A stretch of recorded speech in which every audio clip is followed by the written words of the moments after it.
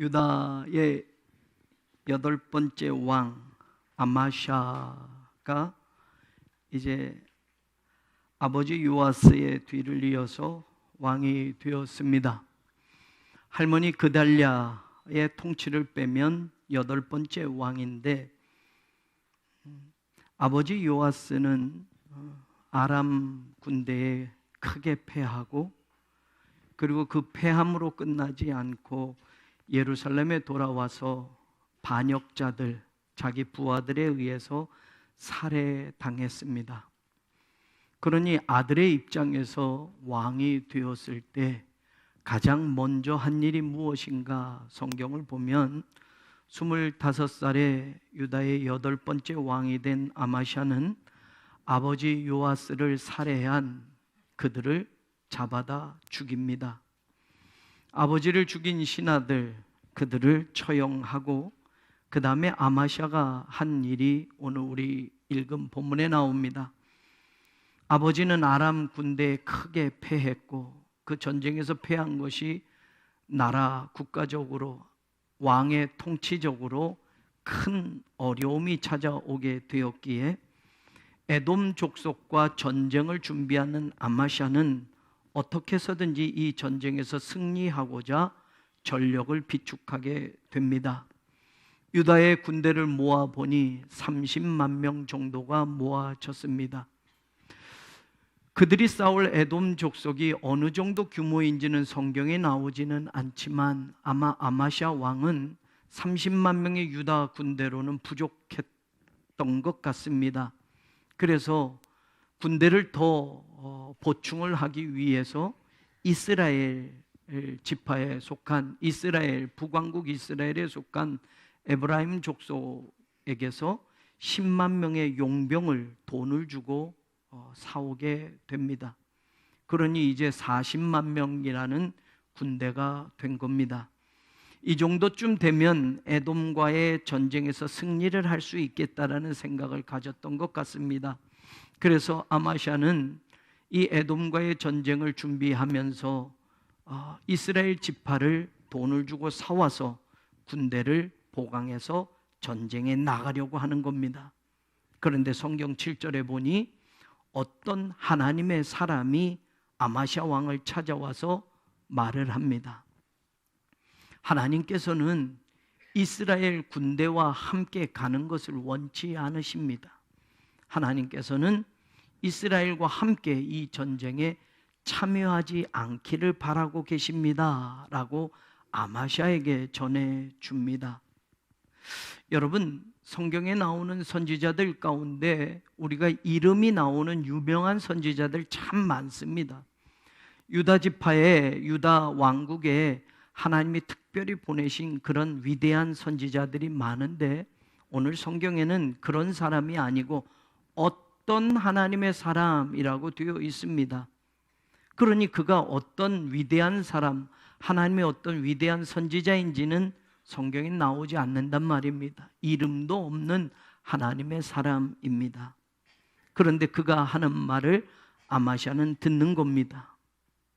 그가 유명한 선지자는 아니어도 유다에 하나님이 특별히 보내신 그런 이름난 그런 대단한 선지자 아니어도 하나님의 사람이 와서 전하는 말을 아마샤가 듣게 되는 겁니다.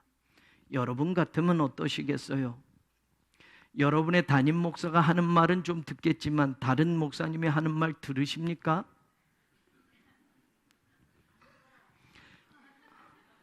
이제 막 신학교 졸업해서 교회를 개척한 그런 전도사가 와서 하나님의 말씀이 이렇습니다 라고 하면 여러분 그 말씀을 의미 있게 받아들이십니까?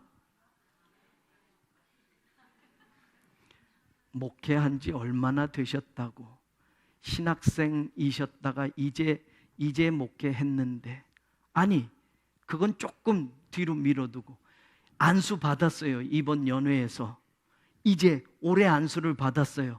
그래서 특별히 축도도 올해부터 할 수 있어요. 그런 목사가 여러분에게 찾아와서 아무개 성도님, 하나님께서 이렇게 말씀하시는데 이 말씀을 좀 들으셨으면 좋겠습니다 하면 여러분 어떠시겠어요? 네. 어디 큰 교회, 그런 교회 담임 목회를 하시는 분이라면 아이고 목사님, 예, 이렇게 들으시겠습니까? 아니면 이름도 없고 알려지지도 않고 이제 목회를 한 그런 초년병 같은 목사가 전해주는 말, 알지도 못하는 목사가 찾아와서 여러분에게 이렇게 말하면 그 말을 정말 하나님이 주시는 말씀으로 들으실 마음이 되어져 있겠습니까? 그래요. 그러면 또 아무나 들으면 또 요즘은 안 돼요. 또 아무나 들으면 안 돼요. 자, 아마샤 왕이 이스라엘 용병을 사서 40만 명의 군대를 이끌고 이제 에돔 족속과 전쟁을 하려고 하는데 하나님의 사람이 와서 안 된다고 하는 겁니다. 이스라엘과 함께 가는 걸 하나님이 원치 않으십니다. 그러면서 8절에 하는 말이 뭐라고 되어 있냐면 왕이 만일 가시거든 힘써 싸우소서. 하나님이 왕을 적군 앞에 엎드러지게 하시리이다. 하나님은 능히 돕기도 하시고 능히 패하기도 하시나이다. 우리말 성경에는 이 말이 무슨 뜻이야? 갑자기 왜 이렇게 말을 할까? 번역이 조금 잘 안 된 듯해요. 히브리어 성경과 영어 성경에 보면 이것은 여러분 이렇게 해석할 수 있어요. 처음 시작할 때 even if, 비록 뭐뭐 할지라도 라고 가정적으로 말하는 거예요. 하나님이 이스라엘 군대와 함께 가는 걸 원치 않으시는데 비록 만약 당신이 그럼에도 이스라엘 군대와 함께 그 전쟁에 가서 당신이 용기 있게 싸운다 할지라도 하나님은 당신은 그 대적에게 패하게 하실 겁니다. 왜냐? For God has the power to help or to overthrow. 하나님은 돕기도 하시는 능력도 있고 하나님은 던져버리시고 패하게 하실 능력도 있기 때문입니다. 하나님이 당신을 이스라엘과 함께 가는 것을 원치 않는데 그럼에도 당신이 가서 전쟁을 할지라도 용감하게 싸울지라도 하나님은 당신을 대적 앞에 패하게 하실 겁니다. 하나님은 도우실 수 있는 능력도 있고 패배시키실 능력도 있는 분입니다. 이렇게 전해주는 겁니다. 그러자 아마샤는 그 말을 듣고 고민합니다. 성경에 보니 내가 어찌할까라는 말을 합니다. 9절에 나옵니다. 내가 그럼 어찌할까라고 말합니다. 자, 그러면 우리는 여기서 첫 번째 왜라는 질문을 던져보는 겁니다. 왜 아마샤는 하나님이 이스라엘 군대와 함께 가는 걸 원치 않으십니다. 당신이 그런 말씀을 전해 주었음에도 불구하고 나가서 용감하게 싸운다 할지라도 하나님은 당신을 패배시키실 겁니다. 하나님은 돕기도 하시고 패배시키실 수도 있는 능력이 있는 분입니다. 이리 말하고 이 말을 들었던 아마샤는 그럼 내가 어떻게 할까라고 흔들리고 있습니다. 고민하고 있습니다. 왜 고민합니까? 왜 망설입니까? 9절에 보니까 내가 100달란트를 주었으니 어찌할까라고 말합니다. 이스라엘 군대와 가지 말라고 그러셔? 그런데 어떡하지? 내가 이스라엘 군대를 불러올 때 그들에게 100달란트를 주었는데 그러면 어떻게 하란 말이야? 라는 겁니다. 여러분 100이라니까 여러분은 그게 도대체 얼마야? 라고 생각되실 거예요. 100달란트는 당시에 한 달란트가 무게로 따진다면 34kg, 그러니 100달란트는 100배가 되니 3400kg, 무게로 따지면 3.4톤이 되는 겁니다. 그런데 이걸 당시의 화폐 가치로 기준을 하면 한 달란트는 3,000세겔입니다. 3,000세겔에 해당하는 금액이 은 한 달란트였습니다. 한 세겔은 당시 노동자 4일의 품삯입니다. 그러니 여러분 은 한 달란트면 노동자 몇 명의 하루 품삯이냐면 12,000명의 하루 품삯이 되는 거예요. 은 한 달란트면 12,000명의 하루 일당이 되는 겁니다. 그런데 이 은이 100달란트니 여러분 12,000명의 100배면은 몇 명이 됩니까? 120만 명. 120만 명의 하루 품삯인 거예요. 120만 명의 하루 품삯을 하루에 1,000원씩, 10만 원씩 친다면 일당을, 그러면 120만 명의 일당이 얼마가 됩니까? 1,200억. 권사님만 놀라시는 게 맞아요. 다른 분은 아무도 안 놀라시네. 1,200억.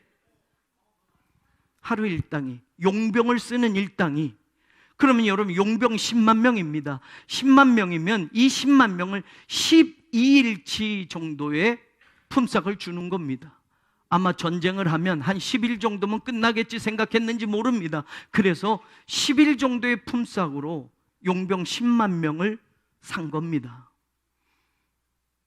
요즘으로 다시 쳐서 10만 원 했는데, 요즘 아파트 조합들 뭐 이렇게 회의할 때마다 누구를 불러요? 까만 양복 입은 사람들. 용역이라고 불러요. 그래서 그걸 제가 우연히 봤어요. 용역 부르는 일당이 얼마인 줄 아세요? 15만 원에서 18만 원이에요. 그러면 그게 용역을 쓰는 하루의 일당이라면 이 지금의 화폐 기준 가치를 그때로 친다면 용병은 목숨 걸고 싸우는 거잖아요. 용역 동원하는 정도로만 준다면 여러분 1,800억이 되는 거예요. 1,800억. 왜 아무도 안 놀래요? 1,800억이라는데. 자, 그러면 여러분 아마샤만 놀래라고 하지 말고, 내가 오늘 아마샤예요. 1,800억 이미 지불했어요. 1,200억 이미 지불했어요. 그런데 하나님이 그 사람들하고 같이 가지 말래요. 그러면 여러분 1,200억 포기하는 겁니다. 계약을 맺었고 이미 계약금을 다 줬으니 계약을 취소하는 당사자가 손해를 감수해야 돼요.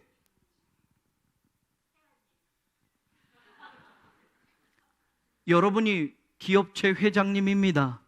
그래서 어떤 나라와 무역을 하려고 그 물건을 사오려고 이미 계약금을 1,200억을 지불했어요. 1,800억을 지불했어요. 그런데 여러분 담임 목사님이 신방 와서 아무개 장로님, 이번 그 무역 하나님께서 아무리 기도해 봤더니 하시지 말라고 하네요. 장로님 그거 포기하시죠. 그러면 우리 장로님들 이 앞에 계시니까 내가 기업체 사장이다 라고 생각하고 1,800억 지금 포기하시랍니다. 그 계약 취소하고 그거 하지 말라십니다. 그러면 목사님 손해가 얼만데요? 이러시겠습니까? 예, 아멘 하시겠습니까? 아멘 하실 줄로 믿겠습니다. 내가 어찌할꼬, 내가 어떻게 할까? 왜 아마샤는 이런 갈등을 합니까? 이런 고민을 합니까? 손해가 나니까. 엄청난 손해가 나니까. 내가 이미 100달란트를 줬는데 그 사람들하고 하지 말라니, 내가 100달란트를 다 손해봐야만 되니 어떻게 하지? 어떻게 하지? 라고 고민하는 겁니다.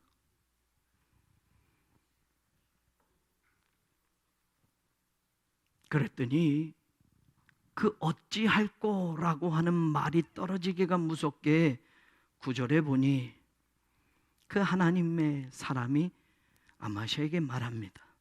여호와께서는 능히 이보다 많은 것을 왕에게 주실 수 있나이다.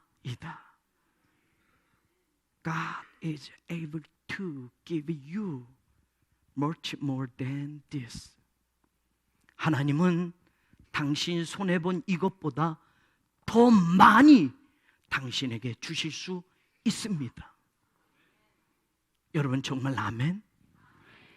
지금 우리 현실로 1,200억이 손실 나는데, 1,800억이 손실 나는데 하나님이 정말 이 손해난 1,200억, 1,800억 다 보존해 주실 걸로 믿으십니까? 그런 능력이 하나님께 있음을 믿습니까? 사랑하는 여러분, 오늘 우리는 다시 한번 생각해 보십시다. 10절에 보니 성경은 분명히 이렇게 전해주고 있습니다. 아마샤가 이에 에브라임에게서 자기에게 온 군대를 나누어 그들의 고향으로 돌아가게 하였더니, 아마사가 그들을 돌아가게 했습니다. 이 말은 뭡니까? 내가 그 손에 감수하겠습니다. 이 말은 뭡니까? 하나님이 그렇게 도와주실 줄로 믿습니다. 여러분, 우리가 예수 믿고 한 번이라도 손해를 감수하고 결정해 본 경험이 있습니까?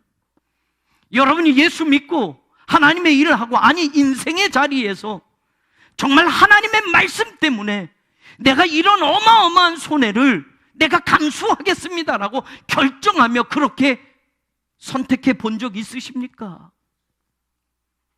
1200억 말고 120만 원이라도 내가 손해보고 하나님이 원하신다면 내가 손해 감수하겠습니다라고 경험해 본 적 있습니까? 120만 원 말고요, 10만 원이라도 하나님의 일을 하면서 손해 나는 것 아까워하지 않고 하나님의 말씀이니 내가 그 손해 내가 감당하겠습니다 하고 결정해 본 적 있습니까? 아마샤가 그들을 다 돌아가게 하였습니다. 그 어마어마한 돈, 이미 지불한 돈, 계약을 파기하면 한 푼도 건지지 못하는 돈, 손해 감수하겠습니다. 하나님은 나를 도우시기도 하고 나를 패배케 하시기도 하시는 분임을 믿습니다. 내가 하나님의 일이라면, 하나님의 말씀이라면 그것을 선택했을 때 나에게 입는 그런 손해가 어떠하더라도 그보다 더 많은 것을 내게 채워주실 수 있는 분임을 내가 믿습니다. 사랑하는 여러분, 우리가 이런 믿음으로 하나님을 섬기는 하나님의 자녀들이 되기를 원합니다. 내 인생 손해나는 것은 절대로 내려놓지 못하고 하나님을 믿고 있지는 않았는지 우리 스스로도 돌아보아 이 말씀을 다시 한번 내 것으로 들어보십시다. 돌아가게 했습니다. 10절 하반절에 한번 보십시다. 아마샤가 그 군대를, 이스라엘 군대를 돌아가게 했어요. 그런데 10절 하반절에 보니 그 무리가 유다 사람에게 심히 노하여 분연히 고향으로 돌아갔더라. 자, 여러분, 우린 여기서 또 한 번 왜? 라는 질문을 두 번 던져봅니다. 두 번째, 저와 여러분이 오늘 이 이스라엘 용병이라면 일당 받고 이 전쟁터에 왔습니다. 전쟁은 여러분 일과는 달라요. 목숨을 잃어버릴 수도 있어요. 싸우다가 적군에게 죽을 수도 있어요. 그러니 위험한 겁니다. 그런데 왔는데 유다 왕이 야, 너네들 전쟁할 필요 없어. 그냥 받은 돈 가지고 그냥 돌아가 라고 하면 저라면 기분이 좋겠어요? 나쁘겠어요? 좋지요. 돈 받고 싸우러 왔는데 싸우지 않고 그냥 가라고 하니까 좋죠? 여러분이 직장을 갔는데 사장님께서 월급 그대로 줄 테니 한 달간 쉬고 오세요. 그럼 좋겠어요? 안 좋겠어요? 좋아요. 여러분, 이스라엘 사람 입장으로 한번 다시 우리가 돌이켜서 또 생각해 보는 거예요. 이번 전쟁에 갈 때 돈 받고 비록 왔지만 이 전쟁에서 잘못하면 내가 죽을 수도 있어요. 우리나라를 위해서 싸운 것도 아니고 다른 나라에 팔려서 왔습니다. 돈 받고 싸우러 왔습니다. 그런데 싸우지 않아도 된대요. 돈 받고 그냥 가시오 라고 하면 기분 좋잖아요. 그런데 왜 이 사람들 화를 내는 겁니까? 심히 노하여 분연히 고향으로 돌아갔다라고 말합니다. 왜 화가 납니까? 당시의 용병들은 말입니다, 그 일당만 받고 일하는 게 좋은 게 아니에요. 그들이 전쟁에서 나가면 부수입으로 챙길 수 있는 게 있어요. 그게 뭡니까? 전리품이에요. 쳐들어가서 부잣집 들어가서 거기에 있는 금은보화 자기 주머니에다 몰래 집어넣고 나올 수도 있어요. 여러분, 왕궁으로 들어가면 더 어마어마한 것들이 있어요. 슬쩍슬쩍 할 수 있단 말이에요. 월급 받고 일당 받고 일하는 것보다 사실은 부수입 챙기는 게 더 큰 거예요. 그러니까 그것 못하게 되니 아쉬운 겁니다. 안타까운 겁니다. 그래서 여러분 성경 보세요. 13절 보니 뭐라고 나옵니까? 아마샤가 자기와 함께 전장에 나가지 못하게 하고 돌려보낸 군사들이 사마리아에서부터 벳호론까지 유다 성읍들을 어떻게 했다? 약탈하고 사람 3,000명을 죽이고 물건을 많이 노략하였더라. 에이, 에돔 족속하고 싸워서 전리품 못 챙길 거면 돌아가는 길에 유다 성읍들한테 화풀이 하자. 유다 성읍들을 들어가서 약탈을 합니다. 빼앗아 갑니다. 전리품 못 챙기니 유다 족속들이라도 해코지해서 가지고 가야지. 사람 죽이고 막 빼앗아 갔다고 성경에 나옵니다. 재벌은 뭐 못 준다고요? 그래요. 이스라엘에서 온 사람들이 이랬어요. 일당 받고 일하지 않아서 좋은 게 아니라 일당도 받고 부수입 챙길 게 어마어마한데 그거 못하게 되니 아쉬워서 화가 나고 돌아갑니다. 돌아가는데 그냥 돌아가지 않아요. 이왕 왔으니 유다라도 쳐들어가서, 전쟁에 나갔으니 여기는 신경 못 쓰니 유다 성읍들이라도 약탈하고 가야지라고 사람들 죽이고 백성들 죽이고 많은 것들을 빼앗아 갔다라고 말하고 있어요. 사랑하는 여러분, 혹시 우리는 하나님을 믿으면서 지금 여기 나온 이스라엘의 용병처럼 하나님을 믿고 있지는 않습니까? 하나님의 교회를 섬기면서 하나님의 종이라고 목회를 하면서 하나님의 종이라고 장로로 권사로 집사로 성도로 하나님의 교회를 섬기면서 이스라엘 용병처럼 일하고 있지는 않습니까? 하나님보다 물질 더 귀하게 여기며 교회 다니고 있지는 않습니까? 예수보다 예수 믿고 축복받는데 라고 하는 그 부수입이 우리의 관심이 되고 있지는 않습니까? 성령 충만함으로 성령의 열매 받고 사는 그리스도인이보다 예수 적당히 믿고 세상의 즐거움을 아직도 놓치지 않고 그리고 살아가고 있지는 않습니까? 예수 믿는 게 용병처럼 믿는 거 아닙니까? 예수 믿는 거 예수로 만족이 아니라 예수 이외에 세상 어떤 것을 얻어내는 것이 부수입 챙기는 용병처럼 예수 믿으면 축복받는 데더라, 신앙생활 열심히 하면 잘 된다더라, 새벽기도 빠지지 않고 40일 작정하고 기도하면 우리 아들 대학에 들어간다더라, 우리 남편 승진할 수 있다더라. 사실 우리는 용병처럼 하나님보다 부수입, 세상 것, 물질, 내 욕심, 이것들 때문에 기도했고 이것들 때문에 예배 안 빠지려고 했고 이것들 때문에 종교적인 활동을 멈추지 못한 적 없습니까? 이스라엘의 용병들, 그들도 하나님의 백성들이었습니다. 이스라엘 지파도 하나님의 사람들이었습니다.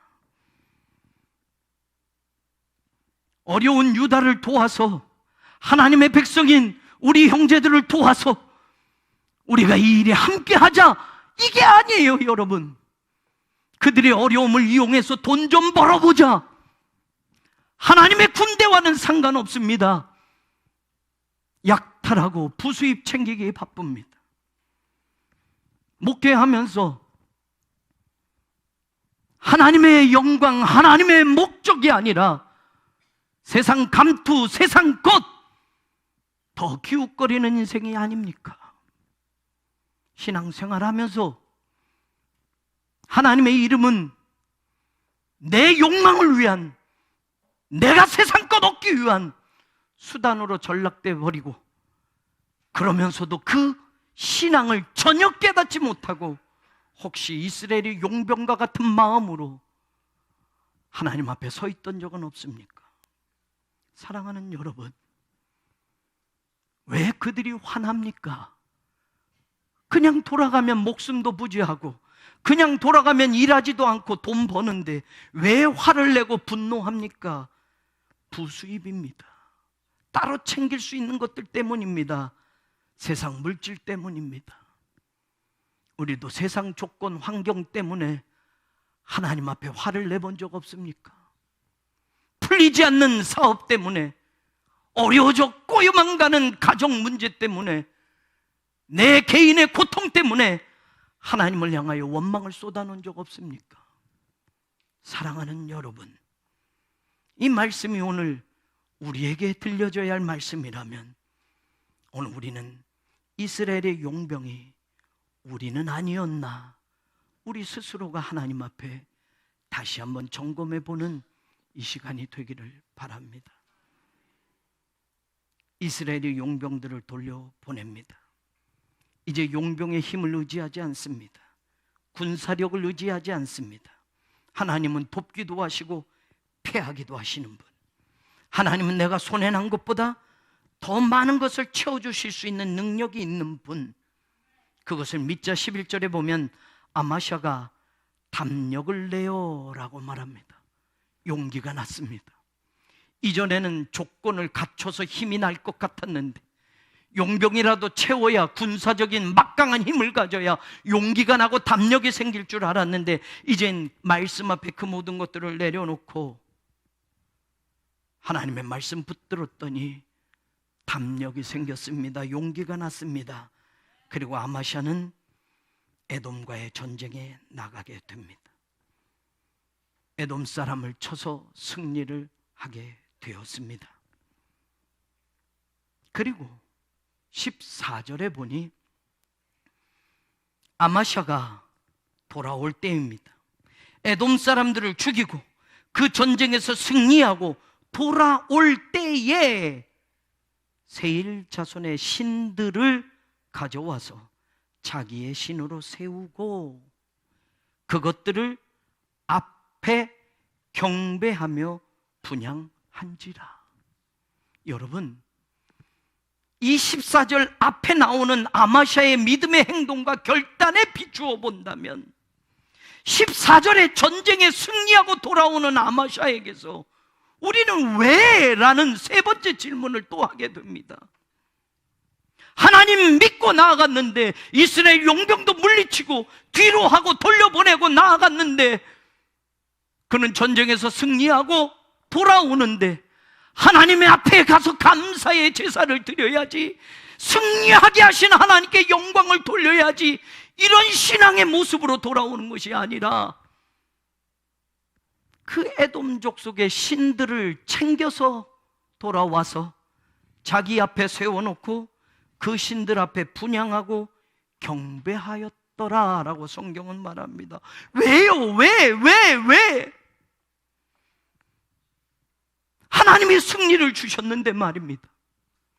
그는 에돔 족속을 정벌하고 그 땅의 이름을 욕두엘이라고 이름을 지어놓습니다. 하나님이 정복하셨다라는 이름을 명명해 놔요. 그런데 돌아올 때는 전혀 뜻밖의 에돔 족속의 신들을 챙겨서 그 신들을 예루살렘에 세워놓고 그 신들 앞에 분향하고 절하며 경배하게 되었더라라고 말해 줍니다.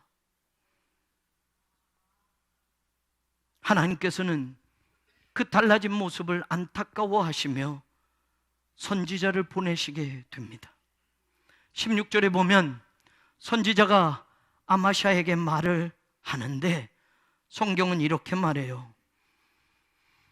그에게 말할 때에, 아직 그에게 말할 때에, 이 말은 뭡니까? 하나님의 선지자가 말이 끝났습니까? 안 끝났습니까? 안 끝났어요. 아직 말하고 있는데 아마샤가 뭐라고 이야기해요? 왕이 그에게 이르되 우리가 너를 왕의 모사로 삼았느냐? 네가 언제부터 왕에게 이래라 저래라 할 수 있느냐? 화를 냅니다. 그것뿐입니까? 그치라. 말이 안 끝났는데, 선지자 개인의 말이 아니라 하나님의 말을 지금 전해주는데 그쳐 라고 말합니다. 더 듣고 싶지 않아 라고 말합니다. 그 다음에 또 뭐라고 말합니까? 맞으려 하느냐? 너 맞을래? 말이 끝나기도 전에 네가 뭐라고 왕한테 이래라 저래라 해. 그쳐. 더 이상 말하지 마. 계속 말하면 너 가만히 안 둬. 너 맞을래? 너 죽을래? 이리 말하고 있어요. 여러분 왜? 여러분, 고고학적으로 발굴되고 에돔 족속의 신에 대해서 연구한 학자들의 논문이 있습니다. 이 말씀을 준비하면 제가 그것을 더 찾아보았는데, 에돔 족속의 신의 이름은 코스라고 합니다. 그래서 에돔 왕들 가운데 코스 말락라고 하는 이름을 가진 왕도 있었습니다. 코스는 왕이다 라는 거예요. 그리고 코스, 가바르, 코스는 위대하다라는 그런 이름을 가진 왕들이 있었어요. 코스는 에돔 족속의 신이었습니다. 많은 신상들이 나왔는데 그렇게 뚜렷하게 이거다라고 할 수는 없지만 대부분 학자들이 그 고고학적인 발굴과 그 시대의 문헌들을 보면서 에돔 족속에 섬겼던 신의 이름은 코스고, 그 코스의 형상 가운데 대표적으로 이야기하고 그 신 앞에 제사하고 분향했던 흔적들과 문헌들을 참고하면서 그 신의 모양이 여자의 모양이고, 얼굴에는 가운데 큰 뿔이 있고 양쪽에 뿔이 있어서 뿔이 3개나 달린 그런 신상이었다고 합니다. 황소의 신상도 있었다고 합니다. 성경에 보면 하나가 아니라 복수로 되어 있어요. 에돔 족속들의 신들을 다 가지고 왔어요. 그 뿔이 3개 달린 신상의 특징이 뭐냐? 전쟁의 신이라고 하는 거예요. 그러니 여러분, 아마샤는 아버지가 전쟁에 패하고 암살당했고 자기도 전쟁의 위협을 느꼈기 때문에, 그래서 용병을 사야만 했던 그런 현실 때문에 전쟁에 대한 많은 생각들이 있었던 것 같아요. 이건 제 생각입니다. 어찌됐건 에돔 족속의 신이라도 더 끌고 와서 그 신 앞에 분향하고 절하면 전쟁의 문제가 하나님만 섬기는 것으로 끝나지 아니하고 에돔 족속의 전쟁의 신도 섬기면 내가 더 강해질 수 있을 거야 라는 그 생각. 그러나 여러분, 이 모든 것들이 무엇 때문인가? 하나님의 선지자의 말을 이제는 듣지도 않습니다. 말을 그치라고 합니다. 네가 뭐라고 왕에게 이렇게 저렇게 말하는 모사의 역할을 하느냐? 닥쳐라 라고 말합니다. 무엇 때문에, 왜 아마샤는 이렇게 달라졌습니까? 성경에 보면 19절에 그 이야기가 나옵니다. 네가 에돔 사람들을 쳤다고 네 마음이 어떻게 해요? 교만하여 자긍하는도다. 네 궁에나 있으라. 어찌하여 화를 자초하여 너와 유다가 함께 망하고자 하느냐? 에돔 족속을 이기고 돌아와서 아마샤는 신이 났습니다. 그리고 곧바로 한 게 뭐냐면 이스라엘 왕에게 선전포고를 하는 겁니다. 이스라엘과 싸우겠다고 하는 겁니다. 힘이 없어서 이스라엘의 군사를 싸웠던 아마샤가 에돔을 이기고 나니 보이는 게 없습니다. 이스라엘 왕에게 전가를 보내고 선전포고를 합니다. 그러니 당시 이스라엘 왕 요아스가 이 소식을 듣고 네가 교만해졌구나. 에돔 사람 이겼다고 네 마음이 교만해졌구나. 네가 자긍하는도다. 차라리 네 궁에나 머물러 있어야지. 네가 교만해져서 여기까지 올라왔느냐라고 말을 합니다. 왜 아마샤가 달라졌습니까? 교만했다고 성경이 말하고 있어요.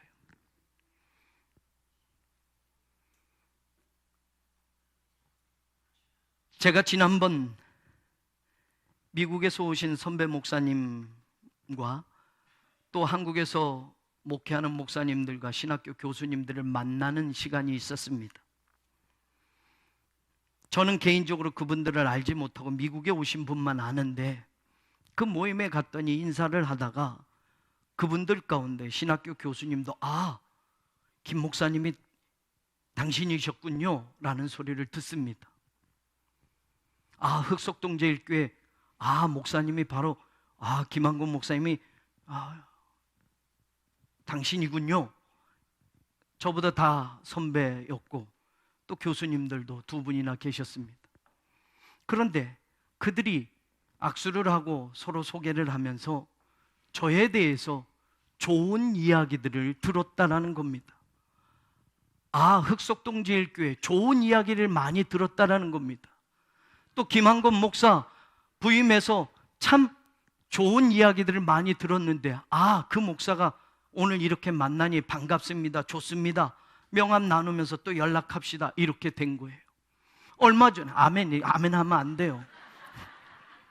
얼마 전엔 또 장례식을 갔어요. 요즘 장례식 몇 번 갔는데 그 장례식 가면 여러분 감리교 목사에 관계된 부모님이 돌아가셨으니 목사님들이 선배고 후배고 다 장례식 조문을 오지 않습니까? 늦은 시간 조문을 하는데 여기저기서 목사님들이 막 왔어요. 그래서 또 인사하는데 또 이렇게 소개하는데 김한곤 목사님, 저는 그분 알지 못해요. 그런데 좋은 소리만 듣는 거예요. 이래요. 그러니까 제가 어떻게 돼요?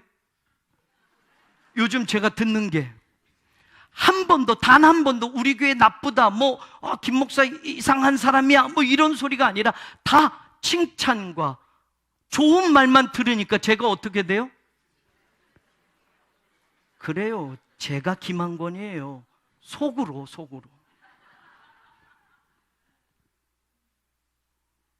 제 귓속에 들렸던 그 칭찬과 막 좋은 말들이 제 마음속에서 꿈틀꿈틀대면서 이게 어디로 가요? 목으로 가요. 목에 가면 목이 어떻게 돼요? 굳어져요.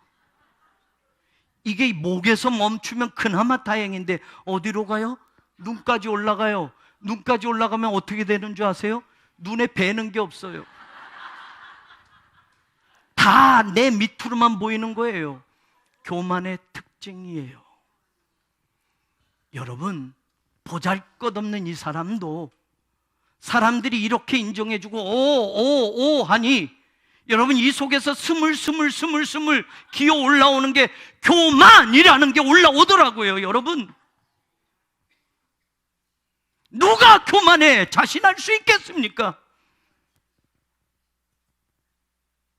아마샤는 이 전쟁 나가기 전만 해도 하나님의 선지자의 말을 듣고 하나님의 말씀 붙들고 그리고 그 말씀대로 나갔습니다. 그런데 전쟁에서 한 번 승리하고 돌아오자 그는 교만해졌습니다. 내가 이긴 줄 안 겁니다. 내가 잘한 줄 안 겁니다. 용병도 없이 내가 이 전쟁에서 승리했다. 내가 한 줄 아는 거예요. 그러니 에돔 족속의 신을 자기 마음대로 가져와서 예루살렘에 그 신상을 세워두고 그 신상에 절하고 경배하는, 그것으로 끝나지 않고 이스라엘과 선전포고를 하며 너도 나와 라고 하는 겁니다.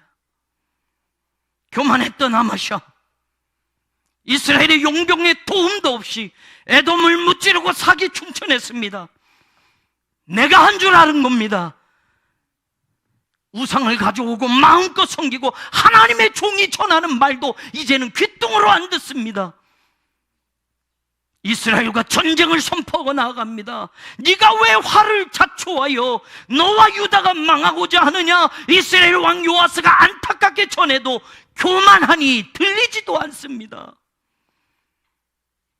결국 그 전쟁에서 유다 왕 아마스는 크게 패합니다. 그리고 이스라엘 군대에 사로잡혔다고 성경은 나옵니다. 그리고 예루살렘 성벽이 에브라임 문에서부터 성 모퉁이까지 180m가 허물어지는 안타까운 결과가 나옵니다. 그리고 하나님의 성전 안에 있던 금과 은, 그리고 좋은 그릇들과 왕궁의 보물들을 빼앗겼다라고 성경은 기록합니다. 그리고 15년 후 예루살렘에서 영모가 꾸며져서 아마샤는 부하들에게 처형당하는 인생이 되고 맙니다. 무엇 때문에?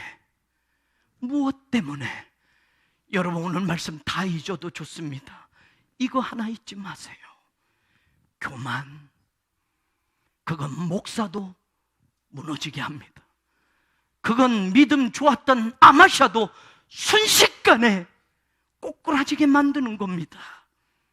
신명기 8장 14절은 네 마음이 교만하여 내 하나님 여호와를 잊어버릴까 염려하노라 라고 출애굽한 이스라엘 백성들에게 모세를 통해서 하나님이 전해주고 있지 않습니까?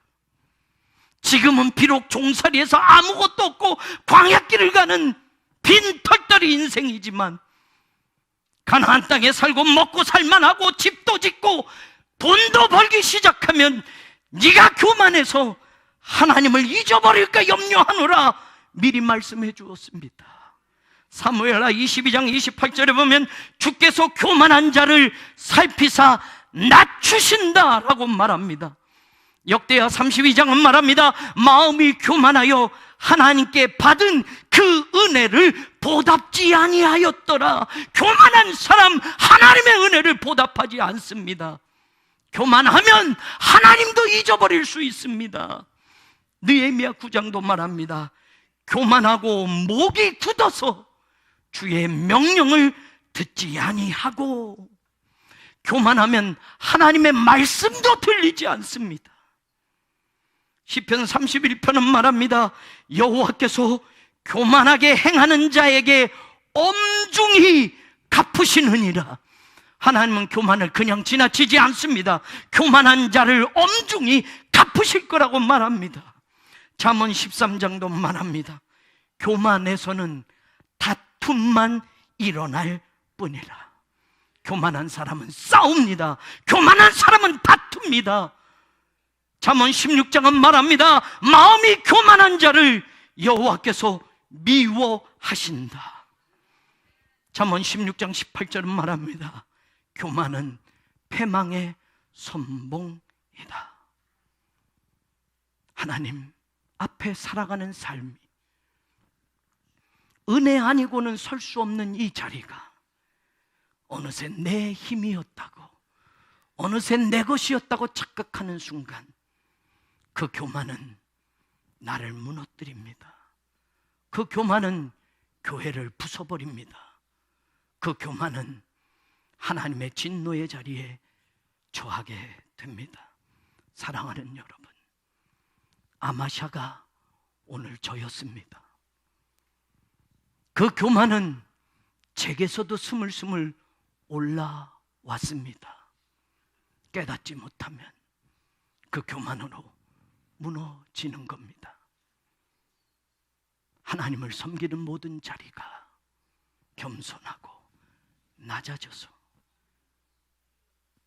하나님의 영광을 가리우는 안타까운 인생들이 되지 않기를 주님의 이름으로 간절히 축원합니다. 하나님, 아마샤는 오늘 저였습니다. 교만은 다른 사람에게가 아니라 나에게 그렇게 가까이 다가왔습니다. 하나님, 용서하여 주시고 하나님의 은혜를 잊지 않는 그런 목회자로, 그런 성도로 살아가게 하여 주옵소서. 예수님 이름으로 간절히 기도하옵나이다. 아멘.